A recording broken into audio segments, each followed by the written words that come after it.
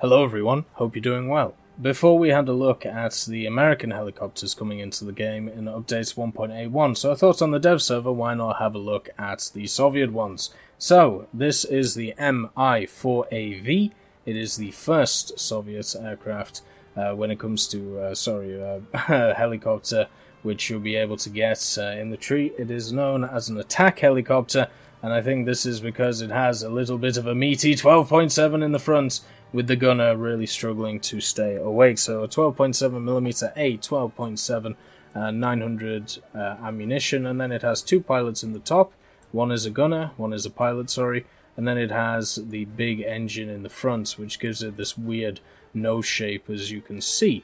The modifications on it, something I wanted to show, was the cost of a single modification at rank 4 if you have no other modifications in the line, because if you didn't know, if you have like 4 modifications here, then the modifications are going to be cheaper than if you have 3 of them. Basically, there is a max amount of research you can do per tier, and depending on how many modifications there are, it's split across those. Well, if there's only one to split across, at rank 4, it's 160,000 to 160,000 to research. So this is an issue that a lot of these helicopters are going to have. It's going to be a pain in the ass getting some of these modifications. Anyway, the Mi-4AV. With the 12.7mm, what is nice is that you can actually get different belts for it. You have universal air targets and ground. They all look great to me, to be honest. 22mm and 26mm of penetration, respectively. I think universal is probably the way to go with them, just because that extra penetration is never going to do you wrong. Secondary weapons is where it's at, though. This is the one that we're all waiting for and all ready for.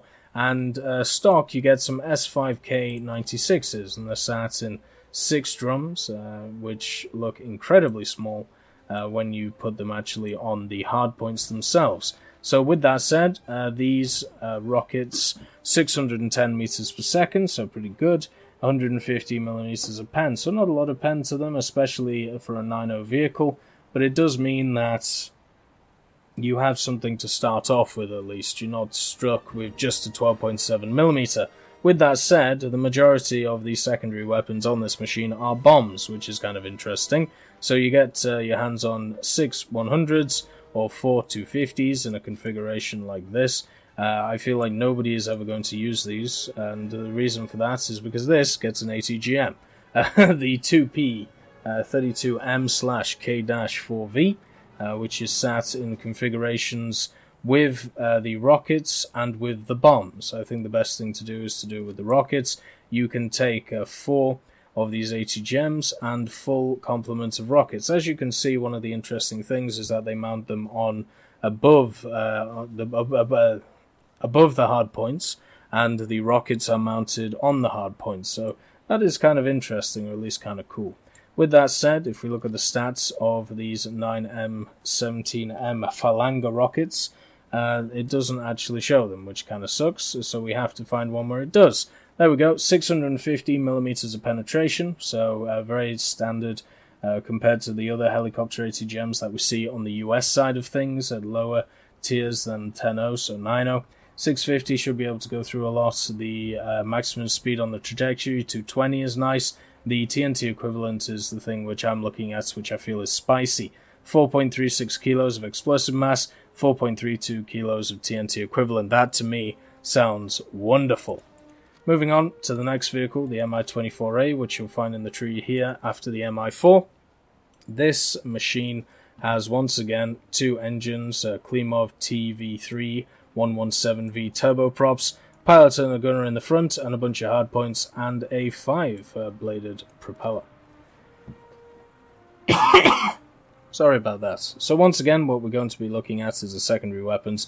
It does have an offensive 12.7 though, once again in the front, which is lovely to see, so at least you have something once you get away with or throw away all your secondary weapons at tanks on the ground, or maybe planes if they're unlucky. So with that said, universal air targets ground, same as the other 12.7.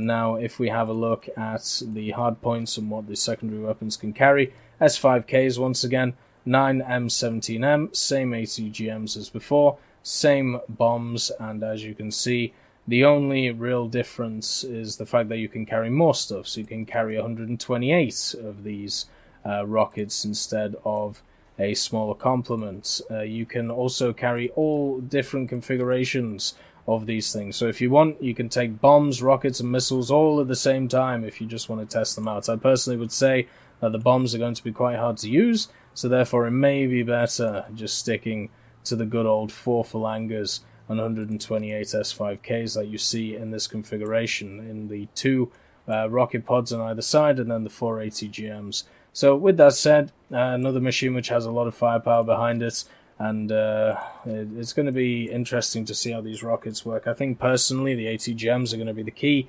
but with that amount of rockets, you can never really go wrong. Another Mi-24, which is sat after the A, is the V, and this has access once again to a 12.7mm in the front. So I feel like a deja vu is coming along. At least this one's a slightly different one. This is the Yak-B machine gun. And because of that, it means that you don't get a change at all with the ammunition. And the only real change of this aircraft is the fact that it does get access to different rockets and different secondaries once again. So, the rockets get access to the S8KOs. They have 400mm of penetration. You get 80 of them. That, to me, sounds absolutely wonderful. And then you actually get a different type of rocket as well. Only pens 80mm, but they're absolutely mahoosive. 25.5 kilos of explosive mass. These are big mamba jambas. They aren't ATGMs though, they are rockets, so they are unguided. But if you hit with this, to me it seems like it's a Tiny Tim. Like, actually, just let's compare it to a Tiny Tim really quickly, just so I have an idea of the size of this thing. So, where art thou? Bearcats. Let's see, Tiny Tims. Tiny Tims are 63.5 kilos, so they're still not as big as Tiny Tims. They're about a third of the size, maybe a little bit less, and no, sorry, a little bit more than a third. And with that said, at least it's cool that we have some bigger Mamba Jamba rockets. You can also, if you feel like it, carry 8 23mm if you want to decimate anything that's in front of you. So this would be the I want to kill helicopters thing, if you don't want to fire the ATGMs with it. And also you have access, of course, to the 9M114 Sturm rockets. And these will give you 650mm of penetration. A really, really quick speed on trajectory, 400 meters per second. And then you have sets of all of these things put together in different configurations. So if you want to take some 23mm and the S8KO rockets, then you can. And then, yeah, as I said, these are all just mix and match secondary weapons. I personally would say that the best thing to take is the rockets and the missiles. So pretty much these. You take 8 of the guided ones, and then you take a bunch of salvos of S8KO rockets. And if you aren't a fan of the 8KOs, you don't like aiming or something like that, then you can just get the big boys in and deal with whatever's in front of you. Overall, once again, ATGMs are going to be the key, and the other secondary armaments are at least kind of interesting moving forward. It's nice to see them. The Mi-24P, another machine which is an upgrade of the Mi-24. We've had 3 of them now. And with that said, it's at 9.7. It's an attack helicopter, at least it's labelled as an attack helicopter.